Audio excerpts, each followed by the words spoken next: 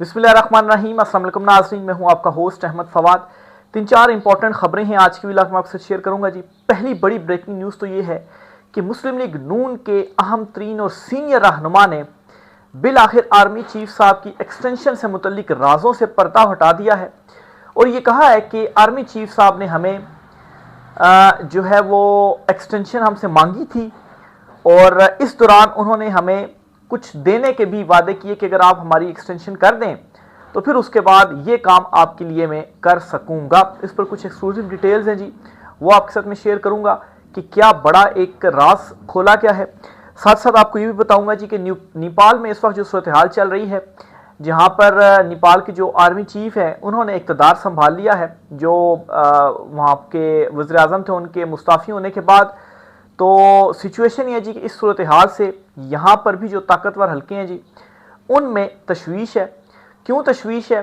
क्योंकि सेम हालात, same as it is हालात हैं पाकिस्तान के जो वहाँ पर चल रहे थे और वहाँ का तख्ता जिस वजह से उल्टा गया।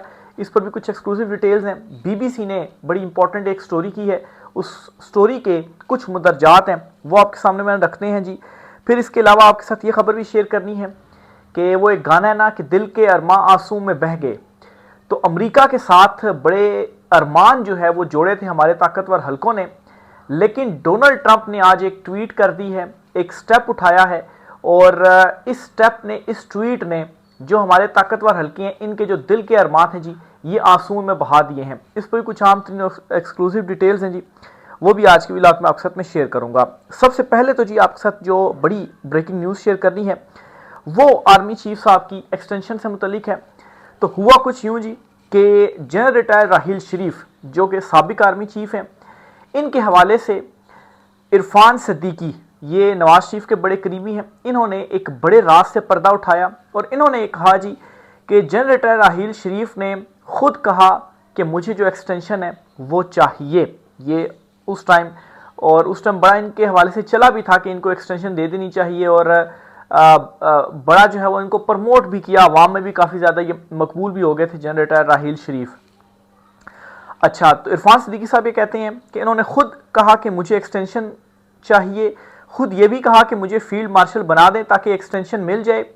फिर ये भी तजवीज़ दी कि अगर आप समझते हैं कि मुझे एक्सटेंशन देने से मसला होगा तो आप तीनों चीफ्स को एक्सटेंशन जो है वो दे दें। तो ये उस वक्त जो ऑफर्स थी जी वो नून लीग की हुकूमत थी, नवाज शरीफ वज़ीर आज़म थे, उनको किए गए कि ये तजावीज़ हैं, ये काम आप करें, इससे जो मुझे एक्सटेंशन है वो मिल सकती है। फिर ये भी कहा कि अगर एक्सटेंशन दे दी तो आप पनामा को छोड़ दें, वो हम संभाल लेंगे।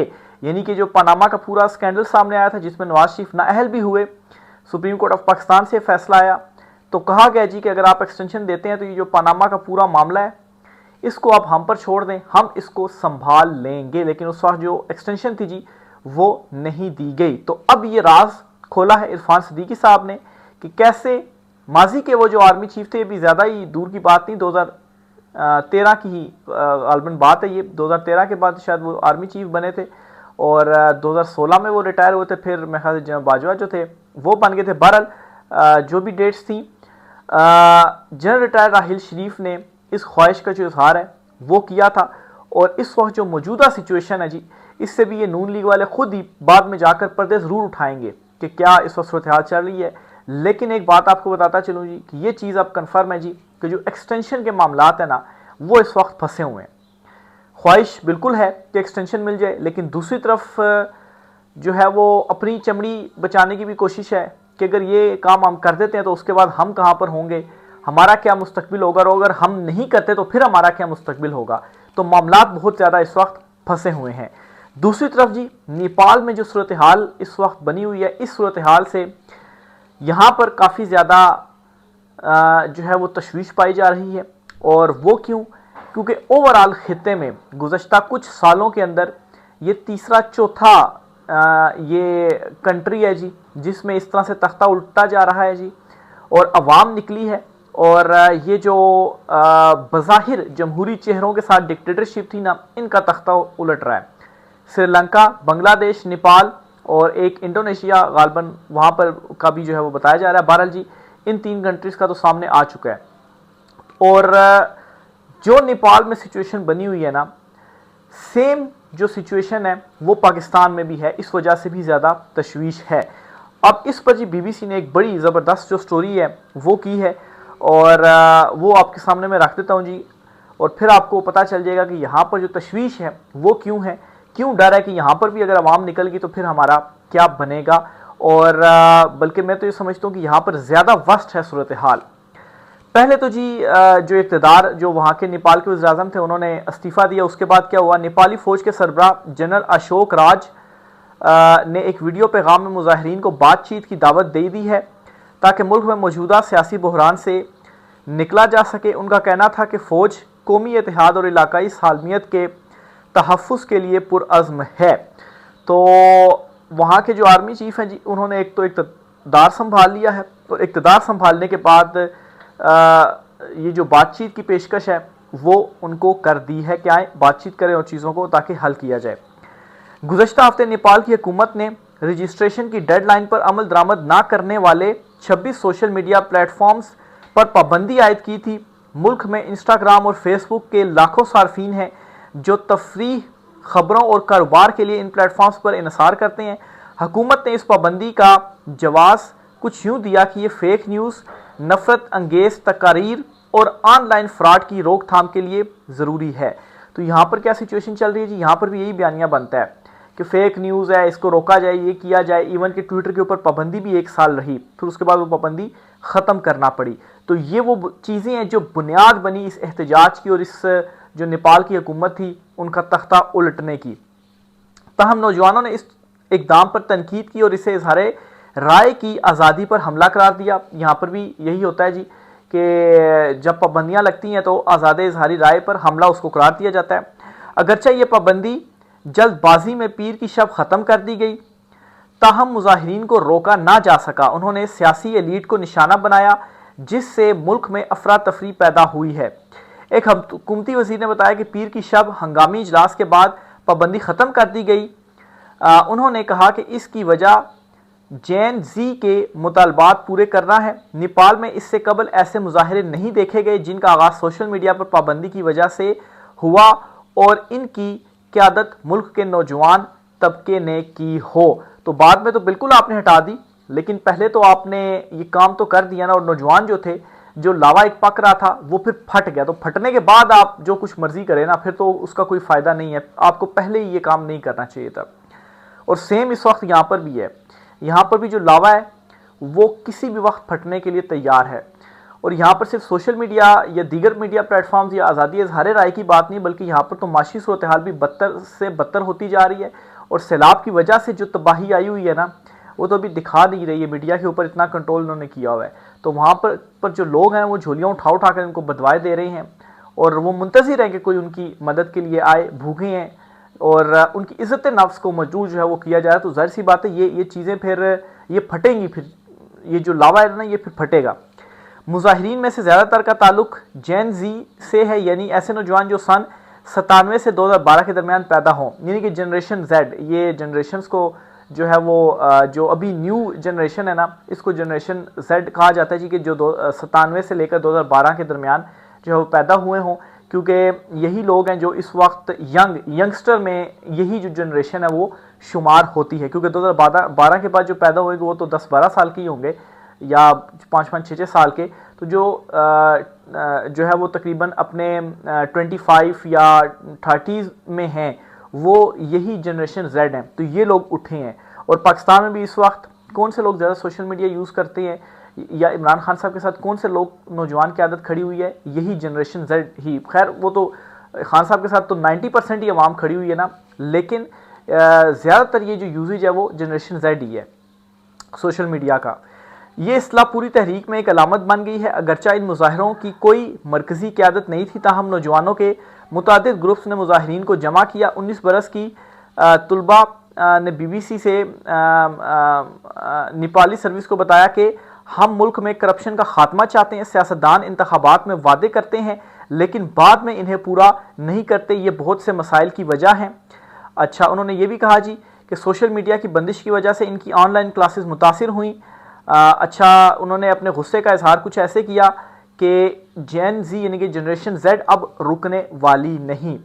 ये एहतजाज सोशल मीडिया पर बंदिश से कहीं ज़्यादा है, ये हमारी आवाज़ों को खामोश करने के बारे में है और हम ऐसा नहीं होने देंगे।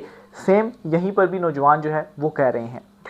अच्छा, फिर इसी तरह से जी 2 मुतालबात है जी, हुकूमत सोशल मीडिया से पाबंदी हटा ले जबकि हुकाम करप्शन को ख़त्म करें। यहाँ पर तो करप्शन के ही जो है वो जो नए आ रहे हैं ना, वो करप्शन के मजीद रिकॉर्ड तोड़ रहे हैं। इनका मुकाबला लगा हुआ है कि अब करप्शन कौन ज़्यादा करेगा, कौन पिछली करप्शन के जो रिकॉर्ड है वो तोड़ेगा। तो यहाँ पर भी यही चीज़ें हो रही हैं, करप्शन का खात्मा इस वक्त अवाम चाहती है। बहुत से मुजाहिरीन ने सोशल मीडिया की बंदिश को आज़ादी ज़ाहिर राय पर पाबंदी और सियासतदानों के खिलाफ बदअनवानी के इल्ज़ामात से जोड़ा।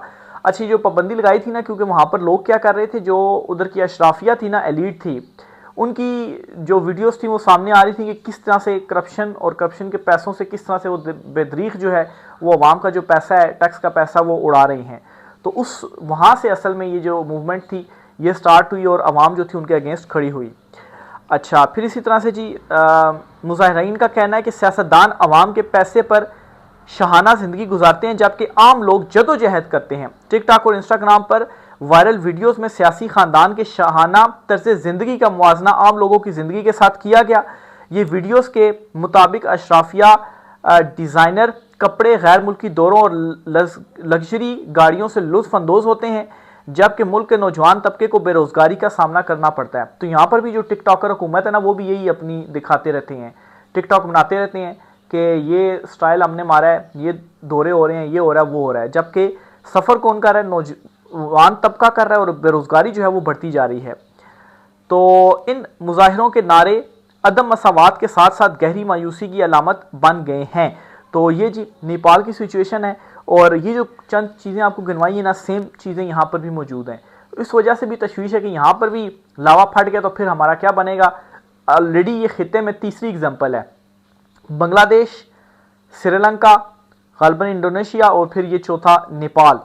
तो ये खित्ते के अंदर होने का मतलब ये कि खित्ते में ही ओवरऑल चूँकि नई जनरेशन जो जेड है ना, वो सिर्फ इन मुल्कों में तो नहीं है ना, वो तो जनरेशन जेड पाकिस्तान में भी है। बेसिकली मतलब ये कि सोशल मीडिया जो यूज़र्स हैं, और सोशल मीडिया चूँकि ग्लोबली वो है, इससे आप सोशल मीडिया ने ग्लोबल विलेज इस वक्त बना दिया ना दुनिया को। तो ये जो जनरेशन जेड हैं, जो इनके सेंटीमेंट्स हैं और जो आवाज़ें उठ रही हैं, ज़ाहिर सी बात है एक पूरे खित्ते के अंदर जब ये चीज़ उठे ना तो फिर असर दीगर चीज़ों के ऊपर भी होता है। तो इस वजह से भी तशवीश है। तो तशवीश है तो फिर एक ही हल है कि इमरान खान साहब से माफ़ी मांगी जाए, इमरान खान साहब को छोड़ा जाए, मैंडेट वापस किया जाए ताकि इमरान खान साहब आकर लीड करें। और इस वक्त ज़रूरत भी इमरान खान साहब की है कि वो आकर लीड करें। फिर इसी तरह से जी अमेरिका ने भी अरमानों को ठेस पहुँचा दी है, जो हमारे कुछ ताकतवर हैं। और वो ऐसे जी कि ट्रंप ने कुछ ट्वीट्स की हैं और इन ट्वीट्स का मैं आपको खुलासा समझा देता हूँ जी। ट्रंप कहते हैं जी कि भारत और अमेरिका के दरमियान जो है वो मुज़ाकरात जारी हैं और दोस्ती का पैगाम ट्रंप की जानिब से दिया गया। ट्रंप ने ही भारत के ऊपर वो 50% टैरिफ लगा के और सैंक्शन मतलब है कि उनको दबा रहा था ताकि टेबल के ऊपर जब आकर मुज़ाकरात हों तो वहाँ अपनी ज़्यादा मनवा सके भारत से, रूस से तेल ना ले और दीगर चीज़ें वगैरह चीन के करीब ना जाए। तो भारत ने क्या किया, वो भी खड़ा हो गया, वो उसी तरीके से रहा, ट्रंप के दबाव में वो नहीं आया। तो अब वही ट्रंप है जो एक दिन के अंदर यू टर्न ले रहा है और अब दोस्ती की भी बात कर रहा है और भारत से मुज़ाकरात की भी बात कर रहा है। और जब भारत और ट्रंप के दरमियान खींचातानी चल रही थी ना, ट्रंप ट्वीटें कर रहा था, हमारी तारीफ़ें कर रहा था, तो बड़ी खुशियां मनाई जा रही थी कि देखें ना जी, अब इससे जो फ़ायदा है वो हमारा होगा, हम ट्रंप के ज़रा करीब हो जाएंगे।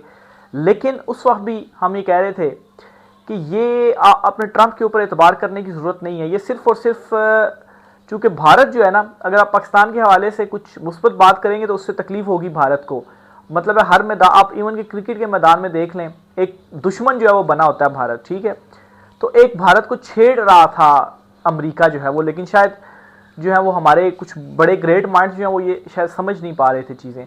तो आप देख लें, इधर से ट्रंप भी ट्वीटें कर रहा है, उधर से मोदी जो है वो भी ट्वीटें कर रहा है। और आप देखेंगे मुज़ाकरात जो होंगे, मुज़ाकरात भी इनके आपस में कामयाबी से हो जाएंगे, क्योंकि दोनों जो कंट्रीज़ हैं, भारत भी एक बड़ी मंडी है, इससे इनकार तो नहीं किया जा सकता। उनकी आबादी आप देख लें तकरीबन 1.5 अरब के करीब है, 1.25 अरब 1.5 अरब, तो अच्छी खासी आबादी है उनकी, तो उसी वजह से वो बड़ी एक मंडी भी है। तो ये एक बड़ा जो झटका है जी आप कहें वो भी इनको लगा है। तो ये जी 2-3 इंपॉर्टेंट खबरें थी जी। सुप्रीम कोर्ट ऑफ पाकिस्तान से भी बल्कि 1-2 नोटिफिकेशन जारी हुए हैं वो भी आपके साथ मैं शेयर करता चलूँ। ज़रा मैं यहाँ से निकाल लूँ।